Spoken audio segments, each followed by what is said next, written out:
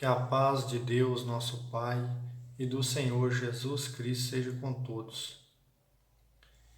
Meus irmãos, hoje nós vamos abordar o seguinte assunto: quem comete o suicídio ganha salvação? O que nós podemos entender biblicamente deste assunto? Então, irmãos, nós iremos abrir aqui a nossa Bíblia em Mateus capítulo 27, do verso 3 ao 5, que diz assim: Então Judas, que o entregara, vendo que Jesus fora condenado, sentiu remorsos e veio devolver ao chefe dos sacerdotes e aos anciãos as 30 moedas de prata, dizendo: Pequei entregando sangue inocente. Mas estes responderam: Que temos nós com isso? O problema é teu. E ele, atirando as moedas no templo, retirou-se e foi enforcar-se. Então aqui esse texto ele é muito conhecido de todos, e você observa que Judas, ele traiu Jesus, ele vendo que Jesus foi condenado, ele sentiu remorso. O que é o remorso? O remorso é um sentimento de aflição, um sentimento de tristeza, é uma dor na consciência da pessoa por algo que a pessoa fez. E aqui, ao que parece, é que Judas, talvez ele pensou que Jesus não seria condenado. Na sua mente, talvez ele alimentou um outro pensamento em que naquele momento Jesus iria reagir e iria se revelar como o rei de Israel e começaria ali uma guerra expulsando Roma de Jerusalém, etc. Mas nós vemos aqui que ele sentiu remorso e foi se enforcar. Então, irmãos, esse é o texto clássico que nós temos aqui no Novo Testamento. Você observa que é um texto que nos fala muito, porque Judas, quando ele trai Jesus, ele trai a própria vida. Porque o Senhor Jesus é o caminho, é a verdade, é a vida. Ninguém vai ao Pai senão por Ele. Então, quando Judas trai Jesus, entrega Jesus, ele traiu a própria vida. E nós vemos aqui, irmãos, que quando uma pessoa ele decide cometer o suicídio, ele está abrindo mão de que o Espírito Santo opere em sua vida o arrependimento e a conversão. Ele está excluindo-se de qualquer possibilidade de redenção, de salvação. Porque pare para pensar, o fato de alguém tirar a vida do outro já é um crime gravíssimo. Quando você lê Êxodo capítulo 22, ali mostra que se alguém matasse o outro de forma intencional, premeditada, que é o assassinato, a palavra de Deus diz ali, Êxodo 22, que teria que arrancar aquela pessoa até mesmo do altar e matá-la, porque era réu de morte. Não havia perdão para o assassino. Só havia caso em que, se a pessoa matasse em legítima defesa, então ele podia refugiar-se numa cidade de refúgio, porque ele não teve, ali ele não premeditou aquele crime, foi surpreendido por uma situação e matou. Então, irmãos, o assassinato, o suicídio é um assassinato. Ou seja, A pessoa que comete um suicídio, ele está tirando a própria vida. Então, ele está cometendo o seu próprio assassinato. Então, meus irmãos, nós vemos que a lei, aqui no livro de Êxodo, capítulo 20, o sexto mandamento é não matarás. E quando nós vemos essa palavra no original, esse não matar significa não assassinar. E o homicida é um assassino, porque ele tira a própria vida de forma intencional. De forma intencional. E quando você vem aqui em Gênesis, no capítulo 9, aqui mais precisamente no verso 4, no verso 5, melhor dizendo, diz assim: pedirei contas, porém, do sangue de cada um de vós. Pedirei contas a todos os animais e aos homens entre si, eu pedirei contas da alma do homem, porque a alma, o sangue é a alma. Por isso aqui Deus proíbe-se severamente de se comer o sangue. E ele diz: pedirei contas, porém, do sangue de cada um de vós. Pedirei contas ao homem entre si, pedirei contas do sangue de cada homem. Então você observa que o homem tem que dar conta. Ou seja, Deus está dizendo aqui, se alguém matar o outro, derramar o sangue do outro, ele terá que me prestar contas disso, porque eu pedirei contas. Imagine alguém que tira a própria vida ter que prestar contas a Deus do seu próprio sangue, que ele mesmo derramou. Então, irmãos, às vezes há muitas explicações, há muitos pastores que tapeiam esse assunto. Ah, não,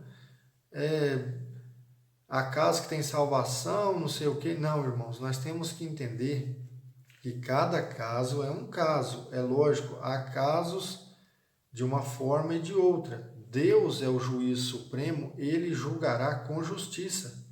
Disso nós temos que ter toda a certeza, ele julgará com a reta justiça de forma imparcial, porque ele é justo e verdadeiro. Mas que ninguém cometa esse crime contra a própria vida, porque assim como Judas, a pessoa está traindo a própria vida, ele está traindo a Cristo. Como que um cristão que crê em Deus, que crê em Jesus Cristo, que crê na obra do Espírito Santo, ele vai cometer um suicídio? Porque Jesus ensinou o amor, amar o próximo, amar a Deus, amar a si mesmo. Ou seja, ele deu a vida dele em sacrifício pela nossa vida. Ele foi o nosso substituto. Então, como que um cristão que conhece a verdade, que conhece o amor de Deus, vai optar pelo suicídio? Então, esse caso aqui de Judas é um caso particular, eu sei muito bem disso. Judas era o filho da perdição. Ele fez isto, mas isso ficou escrito aqui para servir de exemplo para nós, para que nós venhamos a ver e entender o que a palavra está nos mostrando. E nós vemos aqui, irmãos, que muitas das vezes há uma grande ignorância a respeito desse assunto, porque muitos não querem falar a verdade, então ficam buscando meios de justificar, de não se dizer realmente o que a Bíblia está dizendo. E aqui em Juízes 16, nós vemos um caso particular, que é o caso de Sansão. E Sansão, nós temos que entender aqui que ele não cometeu um suicídio, como a maioria dos pastores que querem defender que o suicida às vezes tem salvação, ele joga aqui nesse texto de Juízes. Mas você observa que Sansão, ele não cometeu um suicídio, ou seja, ele sacrificou a sua vida pela libertação do povo, porque Sansão era fruto de uma promessa de Deus, mas em algum determinado momento ele se desviou. E através dessa desobediência dele, que ele foi se relacionar com as mulheres dos filisteus, eles o apanharam, vazaram seus olhos, cortaram o seu cabelo. Mas neste momento aqui, quando você lê aqui do verso 25 ao 31, você vê aqui que Sansão, em toda aquela humilhação, ele ora a Deus para que Deus lhe restituísse a força que ele tinha antes, para que ele pudesse se vingar dos filisteus, para que ele pudesse fazer justiça contra toda aquela humilhação que eles estavam fazendo ele passar e ele pudesse também cumprir ali o desígnio de Deus para o qual ele veio, o propósito de Deus. Então ele, sabendo que ele também iria morrer, mas ele, num ato de heroísmo, podemos dizer assim, Deus restitui a força a ele e ele derruba a coluna ali do templo, o templo vem abaixo, morrendo 3.000 príncipes filisteus e ele também morre. Então o caso dele não é um caso banal de um suicídio, não, ele sabia que ele ia morrer, mas ele dá a sua vida em sacrifício para que o juízo de Deus fosse manifesto e assim Israel fosse livre dos seus inimigos. É o mesmo que o próprio Senhor Jesus fez. Ele deu a sua vida por nós. Ou seja, ele sabia que ele morreria no madeiro. Não era uma missão suicida, mas ele deu a sua vida em sacrifício pela nossa vida para nos dar a salvação. Então é diferente. É como Paulo, Pedro, os apóstolos que na sua missão evangelística eles morreram.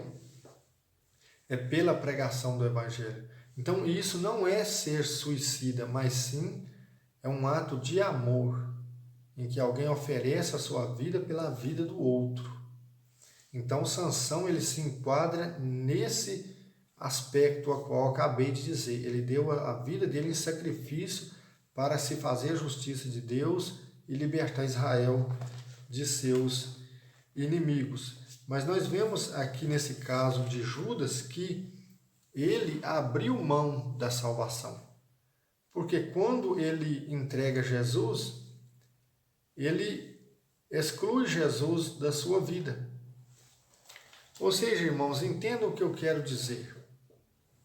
Não é que eu estou dizendo aqui que Judas tinha salvação, porque Judas era o filho da perdição. Mas eu quero dizer o seguinte, que quando alguém rejeita a graça de Deus na sua vida, ou seja, por mais que essa pessoa esteja depressiva, por mais que essa pessoa esteja angustiada, e ela se fecha de todos os meios para ouvir a palavra de Deus, e ela se recusa a se envolver no amor da palavra de Deus, e ela acaba optando aqui pelo suicídio, ela se exclui, ela se responsabiliza pelo seu pecado. E ela comete esse crime contra a própria vida, que é um crime de assassinato, porque ela faz de forma intencional, de forma proposital. Então, baseando-se nisso, nós vemos que não há perdão, não há salvação. Essa é uma situação muito delicada, ou seja, porque a família de uma pessoa que faz isso é uma família que sofre muito, ou seja, a família fica totalmente abalada, porque é algo terrível, essa pessoa se fechou de tal maneira em que ela preferiu a morte. Porque nós vemos, irmãos, que a nossa morte física aqui do corpo, ela coloca um fim nesta vida. Então o suicida, ele coloca na cabeça que a única solução para ele é a morte. e o maligno, ele coloca no coração da pessoa isso e vai cegando a pessoa e fazendo com que a pessoa alimente esses pensamentos até o ponto em que a pessoa ela comete esse ato de forma intencional.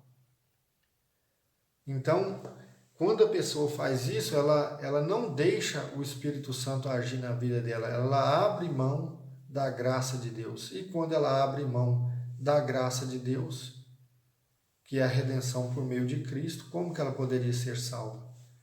Então, irmãos, o juízo pertence a Deus.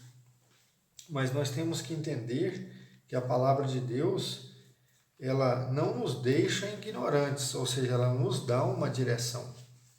E a direção que ela nos dá é que homens, mulheres, que o ser humano jamais cometa este crime. Porque aqui em Apocalipse 21, verso 8, está dizendo assim: quanto aos covardes, covardes aqui é a pessoa maldosa, ou seja, a pessoa ímpia. Porém, aos covardes, aos infiéis, aos corruptos e aos assassinos, impúdicos, magos, feiticeiros, idólatras e todos mentirosos, a sua porção se encontra no lago ardente de fogo e enxofre, que é a segunda morte. Então você vê aqui que, dentre esses nomes que foi falado aqui, aquele que comete o assassinato é um pecado sem perdão. Ou seja, a recompensa dele é o lago de fogo. E como a pessoa, porque uma coisa é quando uma pessoa comete um crime e ele ainda fica vivo. Então, poderia até haver uma possibilidade de arrependimento para uma pessoa que cometeu um assassinato. Porque no tempo de vida que ainda lhe resta aqui nesse mundo, como para Deus não tem nada impossível e Deus é misericórdia e amor, Deus pode levar essa pessoa ao arrependimento, ou seja, Deus não vai tirar as consequências do ato que essa pessoa cometeu. Mas como a pessoa que comete um suicídio, ela morre e ela se exclui da vida, então ela não tem mais possibilidade de arrependimento, ela não tem mais possibilidade de ser envolvida pela graça de Deus e assim alcançar perdão, misericórdia e redenção. Então, irmãos, é isso. Nós temos que entender que a palavra de Deus, ela nos dá uma direção. Agora, o juízo pertence a Deus, mas nós não podemos também ser ignorantes e dizer, não, quem comete um suicídio ganha salvação. Não é bem assim. Não é bem assim. Você vê que a Bíblia é muito clara em dizer. Porque em vários os textos que nós vemos na Bíblia, que eu poderia citar aqui para você aqui, em 2 Samuel 17, 23, em 1 Reis 16, 18, o caso aqui de 1 Samuel 31, 4, verso 4 a 5.